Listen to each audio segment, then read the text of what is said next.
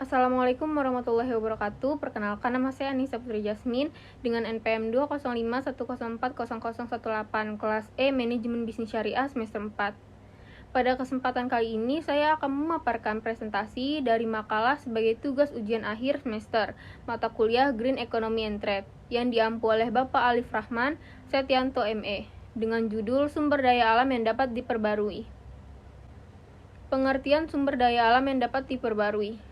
Sumber daya alam yang dapat diperbarui atau dilestarikan adalah sumber daya alam yang dapat diadakan kembali oleh manusia atau secara alami. Sumber daya alam tersebut tidak terbatas jumlahnya. Sumber daya alam yang dapat diperbarui terdiri atas sumber daya alam tanah, air, tumbuhan, dan hewan. Jenis-jenis sumber daya alam. 1. Sumber daya alam menurut sumbernya. 2. Sumber daya alam menurut persebarannya. 3. Sumber daya alam menurut tujuannya. 4. Sumber daya alam menurut kemungkinan pemulihannya.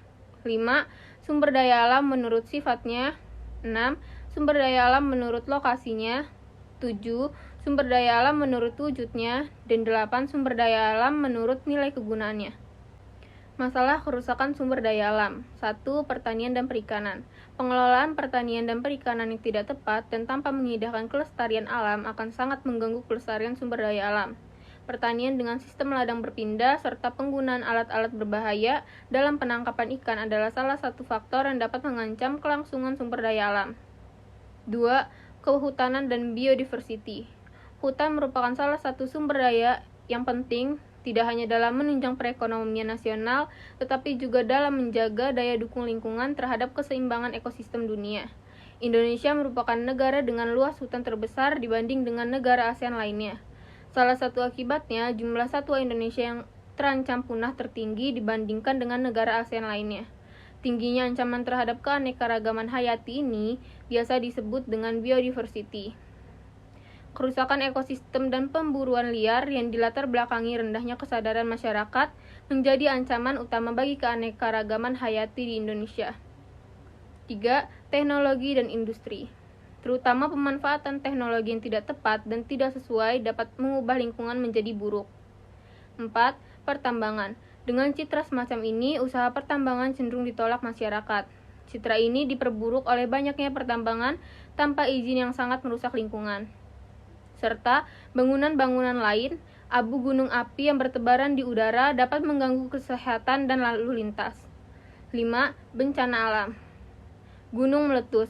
Material yang dikeluarkan akibat gunung berapi akan merusak lingkungan, seperti lahar panas yang akan merusak segala sesuatu yang dilewati.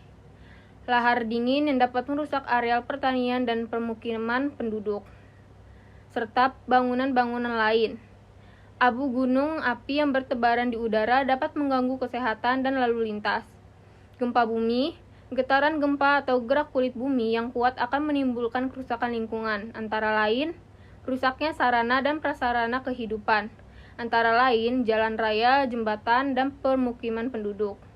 Terputus atau rusaknya jaringan telekomunikasi dan jaringan listrik.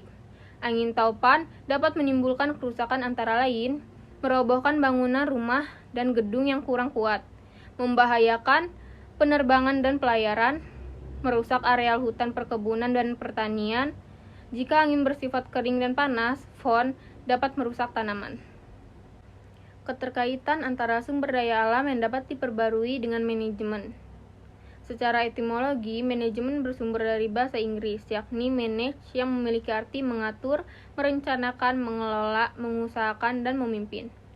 Manajemen sumber daya alam adalah penerapan ilmu manajemen terhadap sumber daya alam seperti lahan, air, tanah, tumbuhan, dan hewan, dengan fokus terhadap bagaimana manajemen mampu mempengaruhi kualitas hidup manusia, sekarang dan masa depan. Manajemen sumber daya alam mengatur bagaimana manusia dan alam berinteraksi. Biologi konservasi, manajemen air, manajemen lingkungan, sosiologi, pedesaan, dan perencanaan tata ruang dan wilayah bergerak bersama manajemen sumber daya alam, terutama di sektor yang mengeksploitasi alam seperti industri pertanian, pertambangan, perikanan, dan kehutanan. Manajemen sumber daya alam fokus pada penerapan ilmu-ilmu dan pemahaman terhadap sumber daya alam, ekologi, dan kapasitas penunjang hidup dari sumber daya alam tersebut Untuk mengelola sumber daya alam dibutuhkan manajemen agar sumber daya alam yang dikelola berjalan dengan baik. Solusi pemanfaatan dan pengelolaan sumber daya alam yang dapat diperbarui. 1. Pemanfaatan hutan menggunakan prinsip ekoefisiensi dengan tahapan sebagai berikut. Pembibitan dilaksanakan sebelum penebangan karena pertumbuhan pohon yang relatif lama. Tebang pilih. Menebang pohon-pohon yang telah tua, pohon-pohon yang masih muda dibiarkan tumbuh.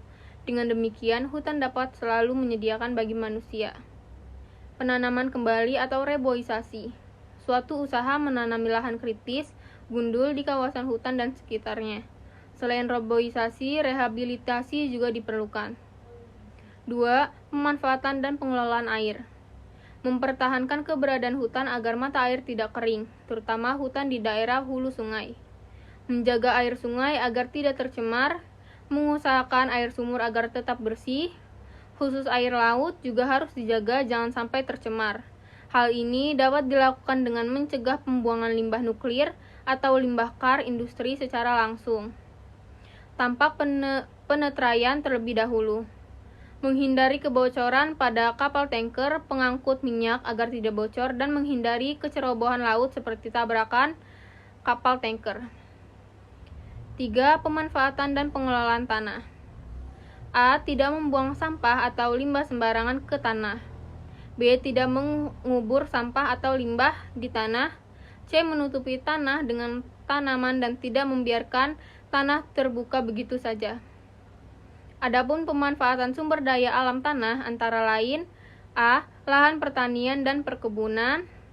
B. Tempat mendirikan bangunan. C. Lokasi penembangan dan industri. 4. Pemanfaatan dan pengelolaan matahari.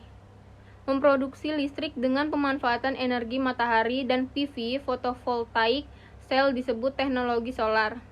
Sel surya menjadi lebih efisien, diangkut dan bahkan fleksibel yang memungkinkan untuk kemudahan instalasi.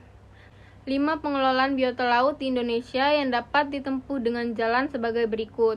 1. Perlindungan anak ikan, yaitu larangan penangkapan ikan yang belum dewasa dengan menggunakan alat penangkapan yang ukuran jaringannya ditentukan. 2. Sistem kuota, yaitu menentukan bagian perairan yang boleh diambil ikannya pada musim tertentu. Penggunaan sistem ini harus disertai kontrol yang baik.